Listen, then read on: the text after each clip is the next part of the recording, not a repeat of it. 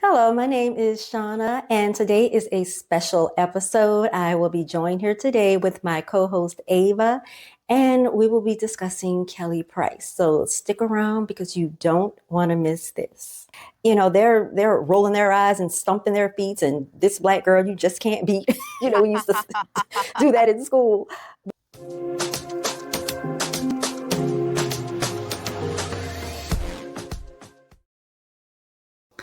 Okay, so recently, gospel singer Kelly Price made headlines, and it was not for her voice, but for her words.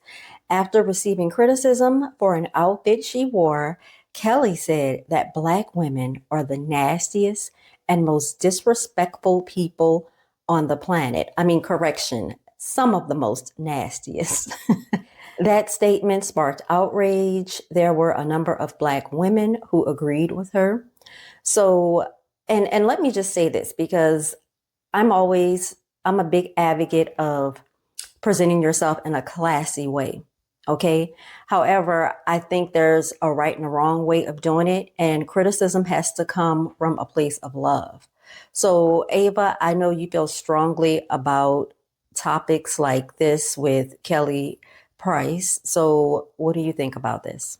Hello, everyone. I'm Ava. First of all, hurt or not, Kelly was way out of line. You don't get to throw all Black women under the bus because a few didn't like your outfit.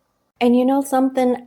I get that she's hurt. I mean, the things they said, yes, they were very hurtful. Some things you can just keep to yourself. You know, criticism, it cuts more deep when it's from people who look like you. But for me, this seemed more like retaliation. It didn't come from a place of logic. It wasn't a teachable moment. It was from anger. But Ava, why do you think some Black women were so quick to agree with her? That is called respectability politics. Okay, see, now here's where I get confused because I don't think there's anything wrong with being a respectable person. I do think you get treated better if you carry yourself in a certain way. I mean, that's just life. And I'm not the type to treat someone badly just because they're homeless or less educated, but I do know some people who do. I mean, not personally, but I've seen people who do these kinds of things. And I just think that shows the kind of person they are. You're right. There's nothing wrong with self-respect. The problem is when society makes basic dignity conditional, like, we'll only treat you as human if you act how we want. That's toxic. Respect should be conditional. Whether you're polished or struggling, you still deserve humanity. So, okay, it's okay to want respect, but the danger is when we start dividing ourselves into good ones and bad ones just to be accepted, right? Exactly. Okay, now I'm going to be honest about something else. I do think a lot of Black women, myself included, sometimes can have strong attitudes, but I don't think it's because we're just mean people.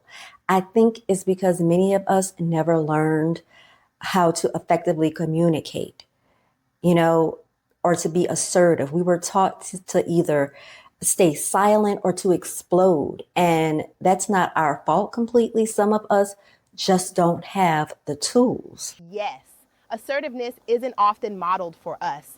We're told to be strong and not take mess, but rarely shown how to set boundaries with respect. So when people see attitude, what they're really seeing is frustration or just a lack of tools.